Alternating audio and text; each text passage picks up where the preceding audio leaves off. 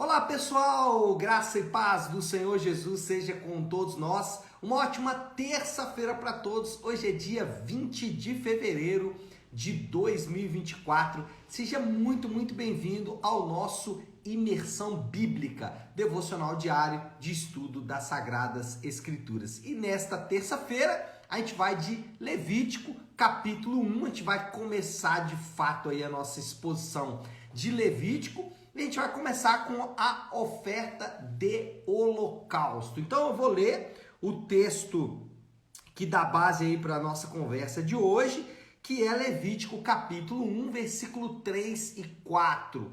Levítico 1, 3 e 4 diz assim: se o holocausto for de gado, oferecerá um macho sem defeito. Ele apresentará a entrada da tenda do encontro para que seja aceito diante do Senhor. Ele porá a mão sobre a cabeça do animal para o holocausto e este será aceito para fazer a expiação por ele. Bom, vou fazer um panorama aqui do capítulo 1, lembrando só que esse primeiro bloco que vai do versículo 1, do capítulo 1 até o capítulo 16 trata dos regulamentos do tabernáculo.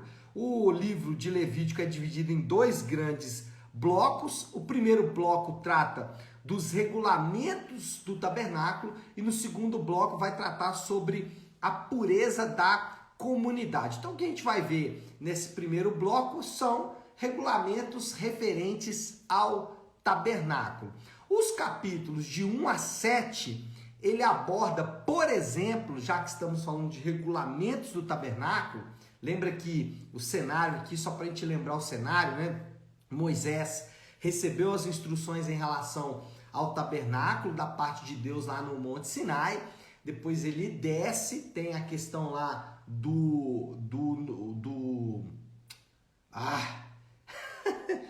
bezerro de ouro, tem a questão do bezerro de ouro lá com Arão e os israelitas, e aí depois eles constroem então o tabernáculo, edificam ali o tabernáculo, aquela grande tenda. No final do livro de Êxodo a gente tem a glória do Senhor no meio da tenda, chamada tenda do encontro, ou no meio do tabernáculo, lembrando que o tabernáculo também está no meio da nação de Israel. Então, esse é o cenário que temos. A partir de agora, o tabernáculo está pronto, a glória de Deus está ali. E o que eles vão fazer agora? Os capítulos de 1 a 7 aborda as ofertas e os sacrifícios que serão feitos no tabernáculo. O tabernáculo está pronto, o altar está pronto. E aí, quais são as ofertas? E como serão feitas essas ofertas? Deus ainda não havia instruído em relação a isso. E agora, então, vem as instruções de Deus acerca das ofertas que serão feitas e como elas serão feitas. Capítulo de 1 a 7 de Levítico, aí a gente vai falar muito sobre isso. A primeira oferta é a oferta de holocausto. E é interessante porque não começa com a oferta pelo pecado. Nós vamos ver a oferta pelo pecado, se eu não me engano, capítulo 5. Deixa eu dar uma olhada aqui. É isso mesmo, oferta pelo pecado, capítulo 4, e depois temos ainda a oferta pela culpa, lá no final do capítulo 5. Mas qual é o ponto aqui? Essa primeira oferta, que é o holocausto, era uma oferta que deveria ser completamente queimada, exceto a pele, no caso do gado, e o papo, né, no caso das aves. Daqui a pouco a gente vai ver que nesse caso poderia ser entregue uma ave em vez de um gado ou um bode ou carneiro ou cabrito e tal. Então a gente vai ver isso daqui a pouco, mas por hora é importante lembrar que essa era uma oferta completamente queimada para duas coisas: resgate e propiciação. Não era diretamente uma oferta pelo pecado, era uma oferta que representava o resgate, ou seja, a vida do animal pela minha vida, a vida ali da oferta pela minha vida, e essa oferta ela tornava Deus propício, trazia o favor de Deus para o seu povo.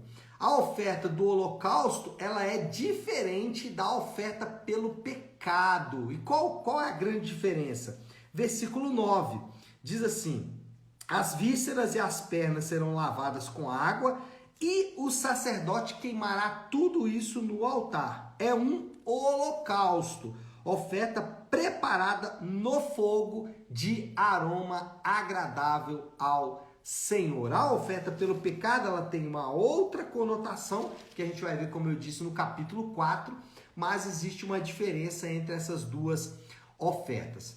O animal, ele era entregue como um substituto do ofertante. A gente viu aqui no nosso texto base que o ofertante colocava a mão na cabeça do animal. A gente vai ver que esse ato de colocar a mão na cabeça do animal era comum, tá? A gente vai ver em outras ofertas, mas aqui a gente tem que entender que quando o ofertante colocava a mão na cabeça desta oferta, ele estava dizendo, ó, essa oferta agora me substitui. Ele é um substituto para o ofertante. De certa forma, era como se o próprio ofertante estivesse se entregando como oferta, mas ele faz isso por meio do seu substituto. Daqui a pouco a gente vai ver que isso aqui tem muito a ver com Jesus. E essa sessão, essa passagem, né, que é o capítulo 1, do versículo 1 até o versículo 17, ele é dividido em 3 subseções. Por exemplo, se a oferta fosse de gado, ele vai falar lá do versículo 3 ao 9. Olha como é que começa o 3. Se o holocausto for de gado, a gente está falando aí de boi especificadamente, tá bom? Então a primeira sessão trata se essa oferta for de gado. Mas e se a oferta for outra? Poderia ser outra? Poderia. Versículo 10. Se a oferta for um holocausto do rebanho, quer de cordeiros, quer de cabritos. Ou seja, às vezes o ofertante não tinha condições de entregar um boi, dado o seu valor, que era muito alto. Ele entregava então um cordeiro, ou no caso aqui, um cabrito também poderia ser entregue. E aí tem a maneira como esse animal deveria ser preparado como holocausto. Mas tem uma última forma, versículo 14, que diz assim: se a sua oferta ao Senhor for um holocausto de aves, aí pode ser uma rolinha ou um pombinho. Acho que poderia ser especificadamente esses dois animais, essas duas aves. E aí tem aqui do versículo 14 ao 17 toda a descrição de como que essa oferta deveria ser entregue. Bom, esse é o capítulo 1, na explicação aqui da construção do texto. Agora, quais são os referentes deste texto? Ou seja, quais são as aplicações que a gente pode fazer desse texto? Só fazendo 2 observações rápidas antes de entrar de fato aí nos referentes. Sempre bom lembrar que nós não podemos tentar recriar os cenários do Antigo Testamento. Isso é um erro muito comum e nós não devemos fazer essas coisas, né? Então, pessoas que entregam lá uma oferta e, esse aqui é o meu Isaac, né? Vou derrubar as muralhas de Jericó. Não faz sentido esse tipo de coisa. Isso não é, do ponto de vista bíblico, algo comum, né? Os apóstolos não faziam isso e a gente também não deve seguir esse caminho. E eu também não posso fazer associações aleatórias. Eu não posso simplesmente dizer, aqui nesse caso do holocausto, o boi era isso, o ofertante era aquilo e tal. Não posso fazer essas associações aleatórias. Eu preciso encontrar o seu referente no Novo Testamento. Se não houver um referente, aí a minha interpretação tem que ser muito mais cuidadosa. Nesse caso, a gente tem sim um referente, que está lá em Hebreus capítulo 9. Depois, se você quiser, pode ler Hebreus 9 ali quase que todo, mas eu destaquei o versículo 15, que fala assim, então, Hebreus 9, 15, ele fala assim: por essa razão, Cristo é o mediador, o substituto. Lembra que a oferta, ela funciona como substituto? Então, olha lá, Cristo é o mediador de uma nova aliança, para que os que são chamados recebam a promessa da herança eterna. Visto que, por que ele faz isso? Né? O escritor de Hebreus vai dizer, visto que ele morreu como resgate, lembra que eu falei que o holocausto, ele funciona como resgate? Então, olha, visto que ele morreu como resgate, pelas transgressões cometidas sob a primeira aliança. Então, o Hebreus capítulo 9, versículo 15, faz uma referência muito direta a dois elementos presentes no holocausto. Primeiro, a questão do substituto, do mediador, e segundo, a questão do resgate, da propiciação que foi feito, então, o que era feito pelo holocausto. Então, aqui eu posso fazer os referentes, porque eles estão inteiramente conectados. O ponto qual é? Jesus tornou-se mediador sacrificial da nova aliança quando derramou seu sangue e deu a sua vida como oferta de propiciação para todos que creem nele. Isso aqui é, do ponto de vista teológico, perfeito. Então, a gente tem aqui, do ponto de vista teológico, a explicação, então, da oferta de holocausto. Qual que é a explicação teológica da oferta de holocausto? Jesus, ele tornou-se o mediador e um mediador sacrificial aí dessa nova aliança quando ele mesmo derramou o seu sangue, deu a sua vida como a oferta de holocausto, oferta de propiciação a favor de todos aqueles que creem nele. Agora, o que essa aplicação teológica tem de prático? De maneira prática, nós podemos falar aqui em primeiro lugar que já que Jesus é o mediador, já que Jesus é o substituto, nós não precisamos de outros mediadores. Ele é o mediador perfeito. E esse mediador perfeito, ele tem tantas aplicações, mas de um ponto de vista que muito direto, ele é, primeiro, o mediador definitivo, de forma que eu não preciso de mais ninguém, eu não preciso de Moisés, eu não preciso de Davi, eu não preciso de Abraão, eu não preciso de Elias, Eliseu, nenhum deles. Por quê? Porque agora eu tenho o mediador perfeito. Segundo, eu não preciso de sacrifícios complementares, por assim dizer. Ou seja, eu não preciso fazer outros sacrifícios, porque eu tenho a oferta perfeita.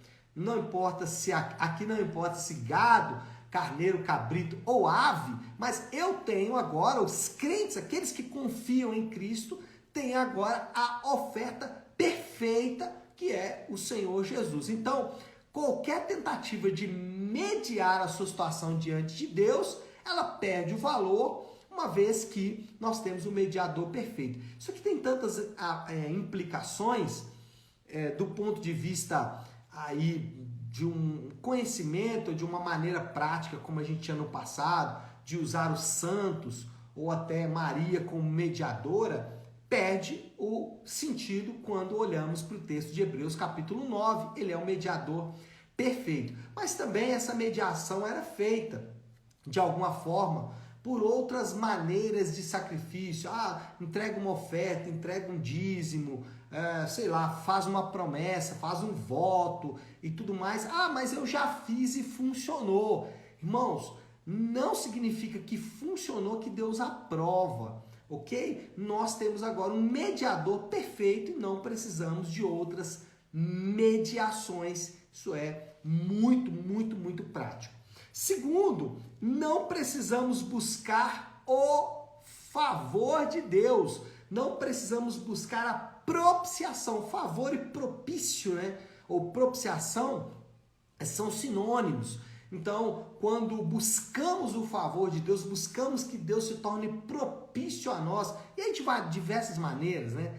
Por meio da disciplina, por meio do conhecimento, por meio de sacrifícios. Qualquer meio que nós buscamos o favor de Deus não faz mais sentido.